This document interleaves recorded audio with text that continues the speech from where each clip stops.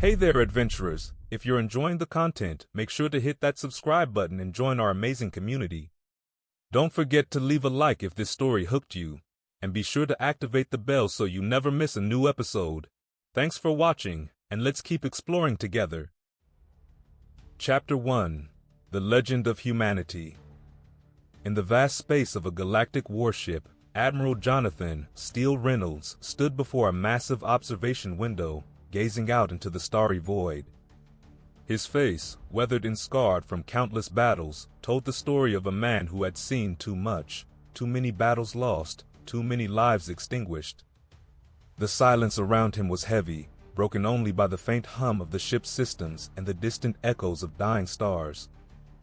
Beyond the window, the remains of the recent battle floated aimlessly, debris from both human and Khardaani vessels scattering like ashes in the void. The wreckage told a tale of destruction, a titanic struggle where survival hung by the thinnest of threads. Among the stars, flashes of light still flickered, remnants of the war that continued to rage in distant corners of the solar system. Victory here was only temporary, and everyone knew the real battle was far from over. Reynolds' reflection stared back at him, the weight of his thoughts pulling him deeper into memories of a time when humanity had dared to dream of the stars as a place of hope. He had once been a young man, filled with the same wonder that now seemed so distant. For centuries, humanity had looked to the heavens for answers, seeing the stars as symbols of opportunity, expansion, and enlightenment. Now, they represented only death, an endless cold darkness where humanity's place was constantly under threat. Once, Reynolds thought to himself, we looked to the stars for hope. Now, we see nothing but the ashes of our dreams. Humanity had lost millions. Whole cities on Mars had been wiped off the map. Families torn apart, children left orphaned, the very heart of human expansion reduced to smoldering ruins. The people of Earth, once proud and hopeful, now cowered in fear. They clung to whatever shreds of safety remained, knowing that at any moment the storm could reach their doorstep. The war had drained every ounce of strength from the human spirit. Earth's defenses were stretched to their limits. Ships were hastily repaired and sent back into battle. Soldiers, barely trained, were thrown into the fray. Resources were dwindling, and even the civilian population was feeling the sting of a galaxy at war. But worse than the physical toll was the emotional one. Hope was a fragile thing, and it was slipping away. Yet, the war wasn't only about survival, it was about defiance.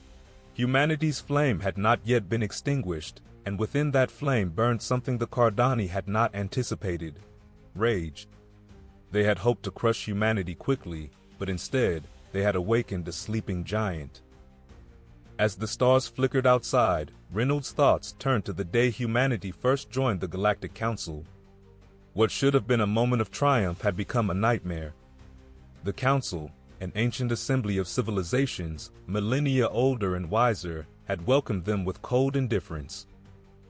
To the Council, humanity was not an ally but a resource, something to be used and discarded. Behind their veiled diplomacy, they offered humanity as a sacrifice to the galaxy's greatest threat, the Khardaani. They didn't see us as equals, they saw us as prey. Reynolds clenched his fists at the memory of that betrayal. The Council, once a symbol of galactic unity, had been slowly corrupted by fear. Fear of the Khardaani, the insectoid empire that had cast its shadow over the stars for longer than most species had existed. The Khardaani were ruthless, expanding their empire from the Black Nebula and leaving nothing but desolation in their wake. Their fleets were like locusts, stripping entire worlds of resources, enslaving or eradicating their populations. No one was spared, no one was safe. For millennia, the Khardaani had spread terror through the galaxy, their armies of insectoid soldiers enforcing their rule with brutal efficiency. They controlled every aspect of life in the galaxy, from trade to politics. Even the Council, once a bastion of resistance, had become puppets under their control. Entire civilizations had been conquered without a single shot fired, their leaders coerced into submission by the overwhelming power of the Khardaani. For millennia, Reynolds whispered to himself, no one dared to challenge them. They were the predators, and we, the prey. The human race had been caught in the crosshairs of this galactic predator. Their first encounter with the Khardaani was swift and brutal. Without warning, the insectoid fleets descended on Mars and the lunar colonies. The attack came like a sudden storm, sweeping across the solar system with a ferocity no one had anticipated. The Khardaani did not negotiate. They did not offer terms of surrender. They simply attacked, obliterating anything that stood in their way. Reynolds thought back to the day Mars fell. Under the command of the fearsome Queen Generals Cathra, the Khardaani unleashed their full might on the colony. Cities crumbled under the relentless barrage of weapons, and the human resistance was crushed in mere hours. Entire generations of settlers were wiped from existence. Mars, once a symbol of humanity's greatest achievements, was now a graveyard. The destruction was so swift, so complete, that it shook humanity to its core. The attack on Mars left Earth vulnerable, and the fear spread like wildfire. Families on Earth and the remaining colonies lived in a constant state of dread, knowing that their homes could be next. The panic that followed was almost as devastating as the attack itself, yet amid the fear, something else began to grow. The rage that burned in the hearts of humanity after Mars ignited a flame that the Khardaani had not foreseen. This was not a people that would kneel before a conqueror. This was a people who would rise, no matter how overwhelming the odds. They thought they could crush us, Reynolds muttered under his breath, but all they did was light the fire that will burn them down.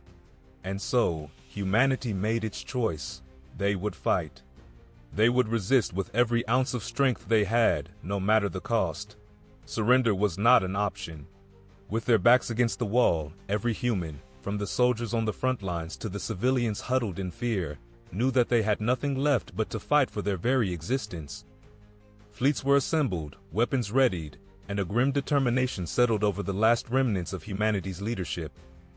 The Khardaani would come for Earth, but humanity would not make it easy. If they wanted the solar system, they would have to take it, piece by bloody piece. Reynolds stood there, his gaze locked on the stars. Somewhere, far beyond the debris of this recent battle, the Khardaani fleets were regrouping. The war wasn't over. But humanity was still standing, battered and broken, but defiant. They had paid the price in blood, and they would pay more if necessary, but they would never surrender.